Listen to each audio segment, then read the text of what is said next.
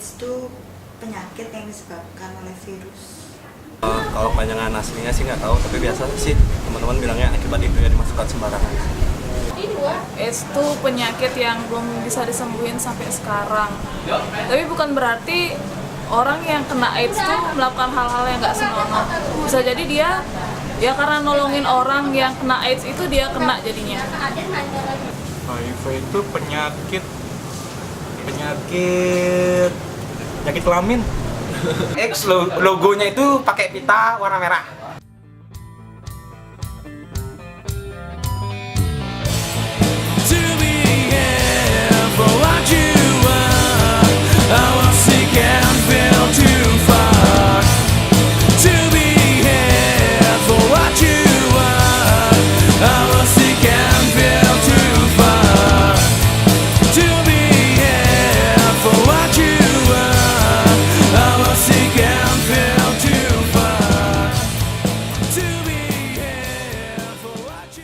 Karena HIV/AIDS itu dianggap penyakit yang mematikan.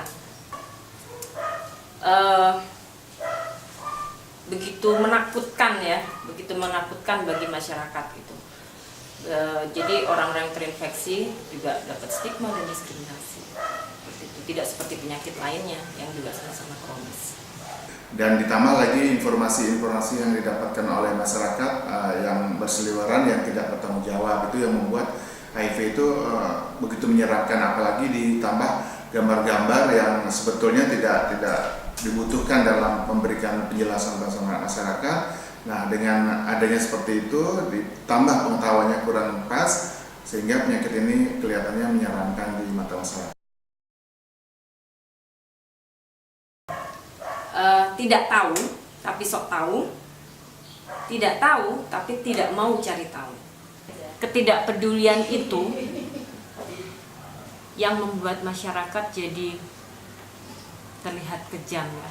Ya, kalau saya melihat sih karena masyarakat kita kan selalu bertumbuh ya, belum lagi banyaknya migrasi ke, khususnya kalau kita lihat di Bali, di beberapa kota kabupaten, karena masyarakatnya selalu bertumbuh sehingga informasi-informasinya tidak diupdate oleh yang harusnya memberikan informasi, sehingga masyarakat menjadi simpang siur. Padahal kan HIV itu sebenarnya dengan penyakit lain sama aja, cuma cara penularannya ini karena bersifatnya perilaku, jadi itu yang membedakan. Sedangkan kalau virusnya juga dibedakan karena ini kan menyerang sel kekebalan tubuh kita.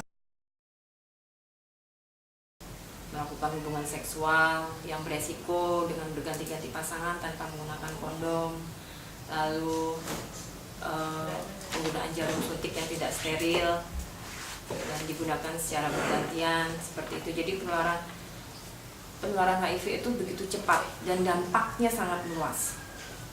Dan jadi perubahan perilaku itu bukan hanya ditujukan kepada orang yang belum terinfeksi, tapi juga kepada orang yang sudah terinfeksi. Jadi penting sekali untuk berperilaku aman. Saya punya teman terkait dengan perilaku aman ini ya. Saya punya teman seorang pecandu narkoba.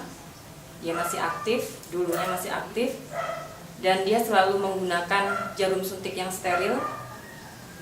Kalaupun tidak ada jarum suntik yang steril, dia selalu menyempatkan untuk mensterilkan jarum sebelum dia memakainya.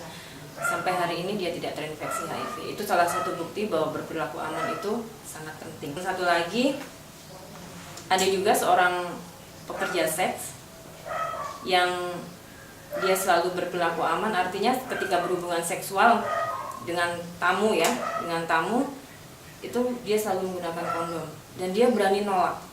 Ketika tamunya tersebut tidak mau menggunakan kondom, dia berani nolak. Gitu. Komunikasi perubahan perilaku kalau secara teori adalah ketika orang terpapar dengan informasi, dia akan disertai dengan perubahan. Contoh misalnya, ketika orang mengatakan informasi seputar hubungan seks yang berisiko adalah hubungan seks yang tanpa menggunakan kondom dengan berganti-ganti pasangan. Kemudian setelah mendapatkan informasi seputar itu, orang akan berubah. Dia mungkin tetap melakukan hubungan seks tapi tidak berisiko lagi. Kenapa? Karena dia sudah menggunakan kondom. Karena seperti kita ketahui kan kondom itu salah satu yang bisa menghambat virus masuk ke dalam tubuh melalui hubungan seksual yang berisiko. Mungkin contoh nyata yang saya lihat adalah kan HIV ini kan banyak sekali penularannya lewat hubungan seks ya. Nah, perilaku aman yang saya lihat yang cukup signifikan adalah ketika seseorang melakukan hubungan seks, tetap dia melakukan hubungan seks tapi tidak berisiko. Itu kan perilaku dari yang tidak aman menjadi aman kan. Kemudian dia tetap melakukan hubungan seks dalam kata tanda kutip adalah seksnya tetap seks yang berisiko, tapi untuk mengurangi risikonya dia menggunakan kondom. Saya pikir itu juga ada perubahan. Artinya begini, hubungan seks itu kan tidak bisa tergantikan oleh kegiatan lain ya. Kalau hubungan seks tetap orang melakukan, saran kita adalah kalau dia mau merubah perilakunya, dia tetap melakukan hubungan seks, tapi kalau menurut dia kalau itu perilaku yang dia lakukan bukan dengan pasangannya, harusnya dia menggunakan kondom. Atau dengan kata lain, setiap melakukan hubungan seks berisiko menggunakan kondom, itu saya pikir sudah terjadi perubahan perilaku. Nggak tahu. Yang pertama, jaga dia. Kalau itu keluarga, edukasi. Kalau itu pacar, kondom. Untuk tes HIV sih berani aja. Berani dong.